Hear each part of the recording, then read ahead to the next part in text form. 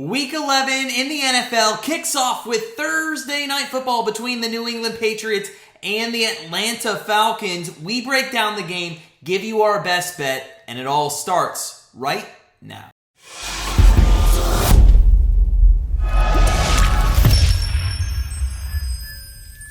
Hey guys, it's Matt from GrandstandBettors.com, and Week 11 of the NFL is here. Kicks off with some Thursday night football. Before we get into our prediction and best bet of our game, just a reminder, if you're new to Grandstand Bettors, go ahead and hit that subscribe button so you don't miss any of our NFL picks and predictions all season long.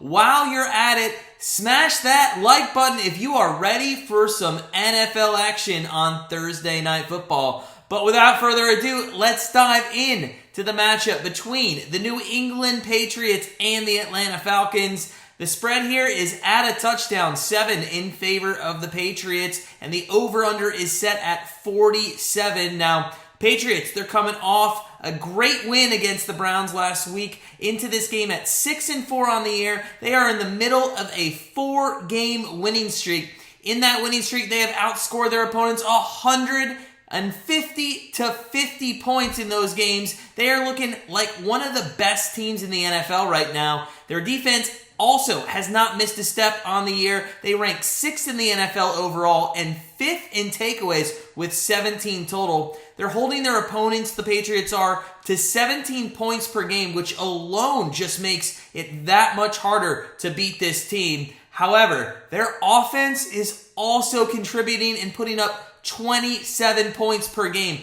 despite only ranking 15th in yards per game. So Mac Jones, let's talk about him for a second. He has looked by far the best quarterback out of all the rookies on the season so far. He's been very consistent. He does well in the pocket, gets the ball out of his hands very quickly to guys like Nelson Agholor, Hunter Henry, and Kendrick Bourne. Although none of those guys are big names at their position right now, this is turning into be a very solid offense, especially when you factor in the running game behind Damian Harris and Stevenson. One of the big reasons we think the offense, though, has done so well is because of this offensive line. Remember, this is an offensive line that was really protecting Brady, and now Mac Jones gets to reap the benefits. Jones has been the most protected quarterback out of all the rookies this season, and their offensive line has been very good at creating gaps for the running backs, which is why they're probably rushing the ball over 114 yards per game this season.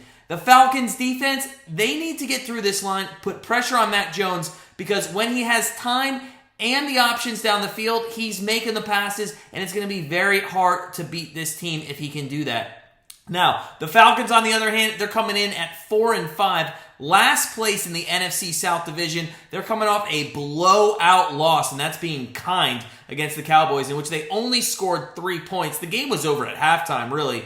Patriots defense, they're definitely not an easier team to go up against than the Cowboys, but the Falcons do have some offensive weapons that they can utilize on the field. Rookie tight end Kyle Pitts has looked very promising as he leads the team in receiving yards this season, and veteran Cordell Patterson has been a huge boost for this team this year. Now this team, though, it is severely lacking at wide receiver with the absence of Calvin Ridley, and that has certainly affected Matt Ryan's production this season. But this season really, and all the Atlanta Falcons seasons, really goes how Matt Ryan passes the ball. In most of their wins this season, Matt Ryan's thrown for over 300 yards and multiple touchdowns. But when his team loses, like it did last week, he generally stays under 200 yards with multiple interceptions, including a lot against the Cowboys last week. That one was really hard to watch if you're a Falcons fan. Now, he's been forced to throw the ball a little bit more this season because generally they are playing by behind. In fact, he's one of the best fantasy quarterbacks to have because he's always throwing the ball late in games. But that can also be blamed a little bit on their defense of why they're so much farther behind in the third, fourth quarter. They're giving up 368 yards per game, and they've only caused 8 turnovers all season. Against a diverse Patriots offense that is red hot right now, the Falcons defense could struggle a bit to keep this game close, which more than likely is going to have Matt Ryan having to throw the ball a lot, especially late in the game. However, this will give the Patriots defense more opportunities for interceptions, as they already have 14 this year, which is third best in the NFL. So who are we betting? Well, you have to think that memories of Super Bowl 51 are still lingering in the Falcons organization, but we don't see the Falcons going down in this one without putting up a fight. They could be up 28-3. Who knows? Anything could happen, especially here on primetime games in this NFL season. Primetime dogs are just having their way with some of these big favorites. But we actually don't see the Falcons winning this one or creating a large upset. But to keep things close in the game, they will need to score. Given how the Patriots' offense is right now and given the status of their own defense. With that being said, we're going to look at the total in this game. The Falcons have done a good job of consistently bouncing back after losses this season and expect their offense to show up in this one. So, for our best bet of Thursday Night Football for week number 11, we're going to take the Patriots Falcons over 47. Join us here on Thursday night at 8:15 p.m. on our YouTube channel as we do play-by-play and get into some live betting. But as always, sit back, relax, enjoy Thursday Night Football, and we'll see you soon.